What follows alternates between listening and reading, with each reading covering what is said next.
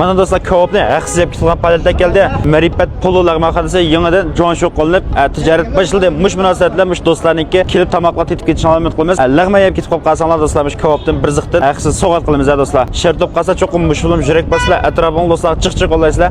Ani kelsanlar bo'ldi. Maktab paka yaqinda 6-boshlang'ich. Agarda balanglar yoki tanishtirganlar 6-boshlang'ich o'qib qolsa, mushulum bir chiqra taqib qo'ysanlarmi, oylik mush tamoq yeydigan ishlar qilib qolsa, mishadan deysanlar bo'ldi ekan. 20%dan 30%gacha tuvalet qilib bermaydi loba shundami ya? Shu. Andan keyin faoliyatni atamish 4-9 kun kavob bergan faoliyat qildi. Rosa? Ras. Bir kun qilamiz. Bir kun to'liq qilamiz. Xayrdan rozi qilamiz. To'liq rozi qilamiz. Mana do'stlar, faoliyat katta ketdi. Shunga kelib mushu lag'manlarni tetib ketishini umid qilamiz. Atda mushu uysay, odat tiksay, undan boshqa mush chamg'osay kelib yeb qolsanlar, butunlay 10 qo'ydilan bo'ldi. Kavob haqsiz. Unab qolsa mush film yurak basib atrofini chiq-chiq do'stlar qo'llab qo'ysanlar, do'konning adresi qolsa, qag'liq naymish jo'niki ichkilam kirsanlar bo'ldi. Arqimdagi Marifat pololar mahallasi. Do'konni chekaraylar. Ana Xo'sha 15 ta. Ma'qul. Oshkosh 2.